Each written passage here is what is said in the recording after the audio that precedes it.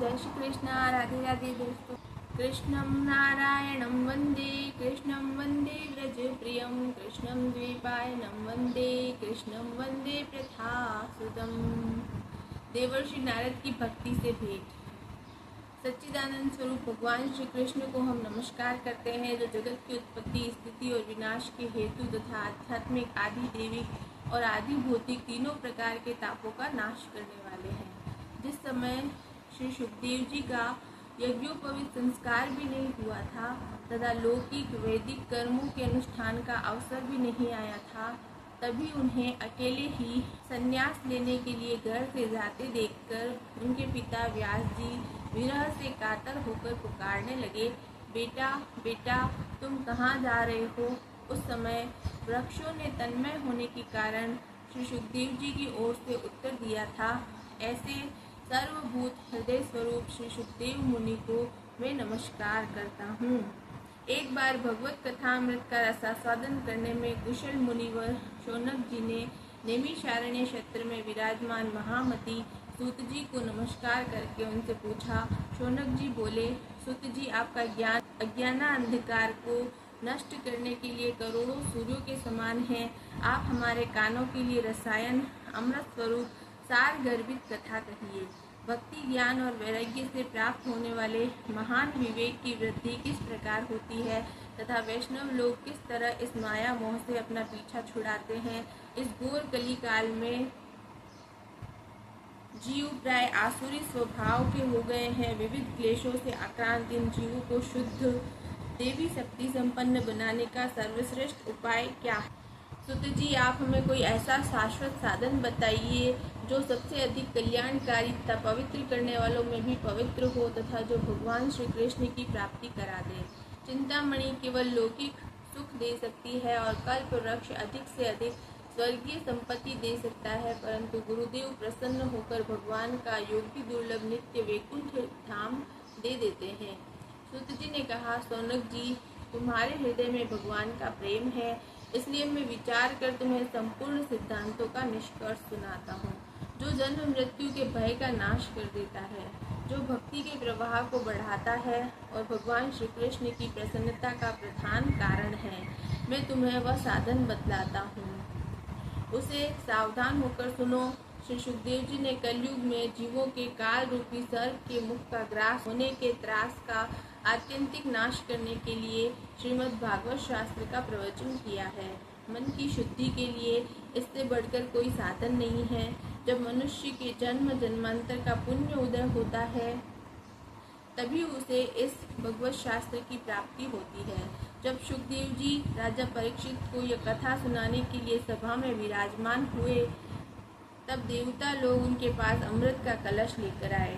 देवता अपना काम बनाने में बड़े कुशल होते हैं, अतः यहाँ भी सबने सुखदेव मुनि को नमस्कार करके कहा, आप यह अमृत लेकर बदले में हमें कथा अमृत का दान दीजिए। इस प्रकार परस्पर विनिमय अदला बदली हो जाने पर राजा परीक्षित अमृत का पान करे और हम सब श्रीमद् भागवत रूप अमृत का पान करेंगे। इस संसार में कहाँ कांच और कहाँ महामूल्य मणि तथा कहाँ सुधा और कहाँ कथा।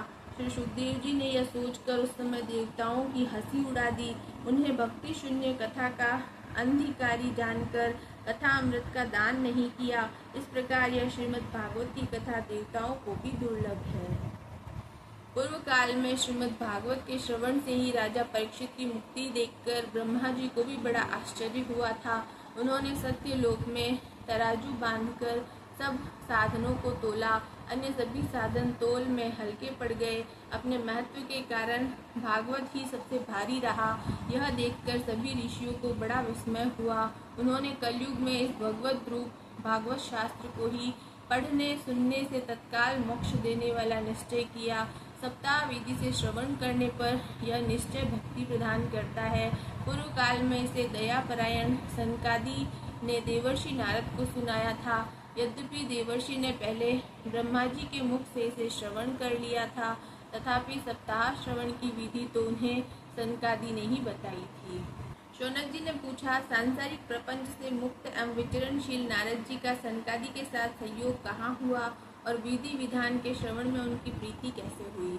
सूत जी ने कहा, अब मैं तुम्हें वह भक्तिपूर्ण कथानक सुनाता हूँ जो श्री सुखदेव जी ने मुझे अपना अनन्य शिष्य जानकर एकांत में सुनाया था।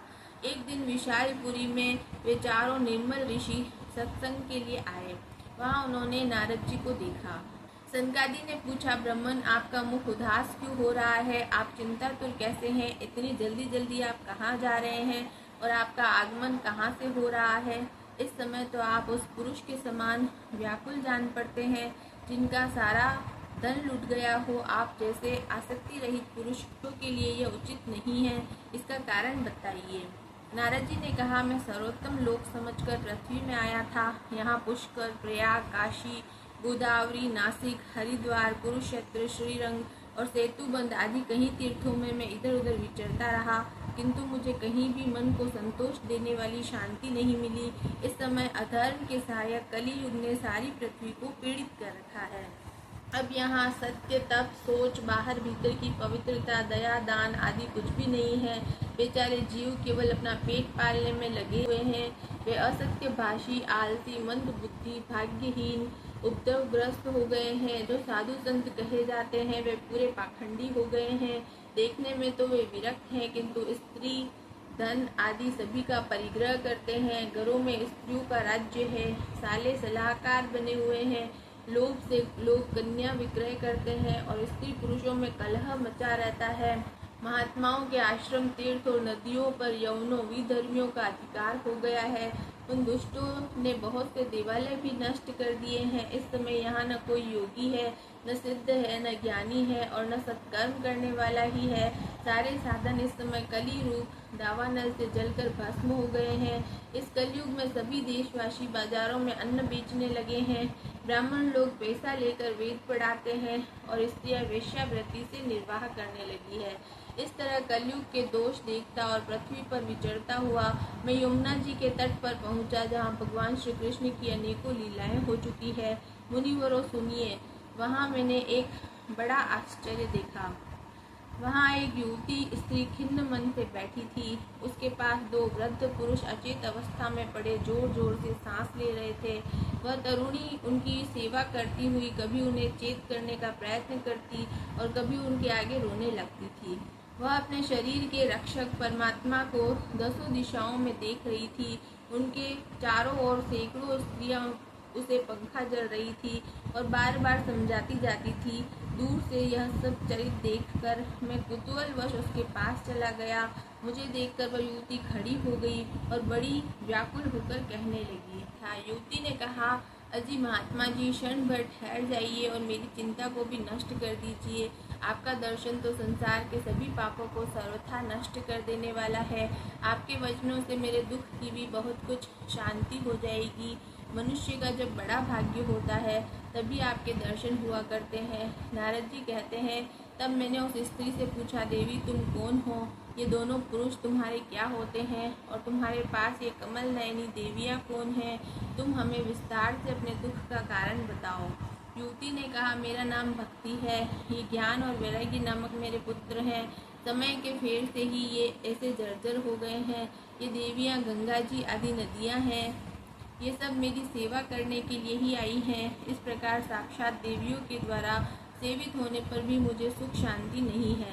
तपोधन, अब ध्यान देकर मेरा वृत्तांत सुनिए। मेरी कथा वैसे तो प्रसिद्ध है, फिर भी उसे सुनकर आप मुझे शांति प्रदान करें। मैं द्रविड़ देश में उत्पन्न हुई, कर्नाटक में बढ़ी, कहीं कहीं महाराष्ट्र में सम्मानित हुई, किंतु गुजरात में मुझको बुढ़ापे ने घेरा। वहाँ घोर कलयुग के प्रभाव से पाखंडियों ने मुझे अंग भंग कर दिया। चिरकाल तक यह अवस्था रहने के कारण मैं अपने पुत्रों के साथ दुर्बल और निस्तेज हो गई। अब जब से मैं वृंदावन आई तब से पुनः परम सुंदरी स्वरूपवती नवयुवती हो गई हूँ, किंतु सामने पड़े हुए ये दोनों मेरे पुत्र थके मांदे दुखी हो रहे हैं। अब मैं यह स्थान छोड़कर अन्यत्र जाना चाहती हूँ। ये दोनों बूढ़े हो गए हैं, इसी दुख से मैं दुखी हूँ। मैं तरुणी क्यों और ये दोनों मेरे पुत्र बूढ़े क्यों? हम तीनों साथ साथ रहने वाले हैं, फिर यह विपरीतता क्यों? होना तो यह चाहिए कि माता बूढ़ी हो और पुत्र तरुण। इसी से मैं आश्चर्यचकित चित्त से अपनी इस अवस्था पर शोक करती रहती हूँ। आप परम बुद्धिमान एवं योग निधि हैं, इसका क्या कारण हो सकता है बताइए। नारद जी ने कहा, साध्वी, मैं अपने हृदय में ज्ञान दृष्टि से तुम्हारे संपूर्ण दुख का कारण देखता हूँ। तुम्हें विषाद नहीं करना चाहिए। श्री हरि तुम्हारा कल्याण करेंगे। शुद्ध जी कहते हैं, मुनिवर नारद जी ने एक क्षण में ही उसका कारण जानकर कहा, देवी सावधान होकर सुनो, यह दारुण कलयुग है। इसी से इस समय सदाचार, योग मार्ग और तप आदि सभी लुप्त हो गए हैं। लोग षटता और दुष्कर्म में लगकर अगासुर बन रहे हैं। संसार में जहाँ देखो वहीं सत्पुरुष दुख से म्लान है और दुष्ट सुखी हो रहे हैं। इस समय जिस बुद्धिमान पुरुष का धैर्य बना रहे वही बड़ा ज्ञानी या पंडित है। पृथ्वी क्रमशः प्रतिवर्ष शेष जी के लिए भार रूप होती जा रही है।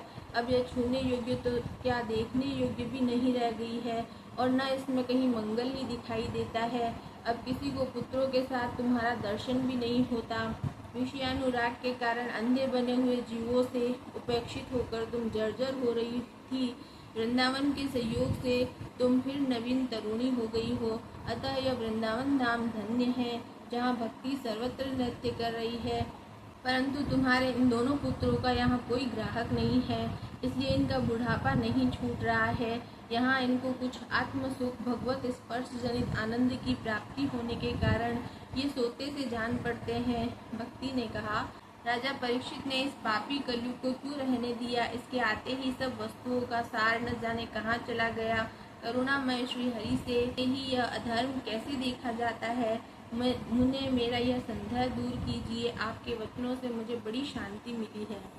नारद जी ने कहा, बाले, यदि तुमने पूछा है तो प्रेम से सुनो। कल्याणी, मैं तुम्हें सब बताऊंगा और तुम्हारा दुख दूर हो जाएगा। जिस दिन भगवान श्री कृष्ण इस भूलोक को छोड़कर अपने परम धाम को पधारे, उसी दिन से यहाँ संपूर्ण साधनों में बाधा डालने वाला कलयुग आ गया। दिग्विजय के समय राजा परीक्षित की दृष्टि पड़ने पर कलयुग दीन के समान उनकी शरण में आया।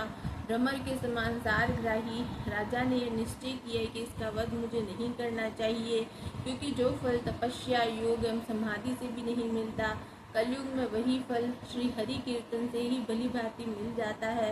इस प्रकार सारहीन होने पर भी उसे एक दृष्टि से सार युक्त देखकर उन्होंने कलयुग में उत्पन्न होने वाले जीवों के सुख के लिए ही इसे रहने दिया था। इस समय लोगों के कुकर्म में प्रवृत्त होने के कारण सभी वस्तुओं का सार निकल गया है और पृथ्वी के सारे पदार्थ बीजहीन भूसी के समान हो गए हैं। ब्राह्मण केवल अन्न धनादि के लोकवश घर घर एवं जन जन को भागवत की कथा सुनाने लगे हैं, इसलिए कथा का सार चला गया। तीर्थों में नाना प्रकार के अत्यंत घोर कर्म करने वाले नास्तिक और नारकी पुरुष भी रहने लगे हैं, इसलिए तीर्थों का भी प्रभाव जाता रहा। जिनका चित्त निरंतर काम, क्रोध, महान लोभ और तृष्णा से तपता रहता है, वे भी तपस्या का ढोंग करने लगे हैं, इसलिए तप का भी सार निकल गया। मन पर काबू न होने के कारण तथा लोभ, दंभ और पाखंड का आश्रय लेने के कारण एवं शास्त्र का अभ्यास न करने से ध्यान योग का फल मिट गया है। पंडितों की यह दशा संप्रदायानुसार प्राप्त हुई वैष्णवता भी कहीं देखने में नहीं आती।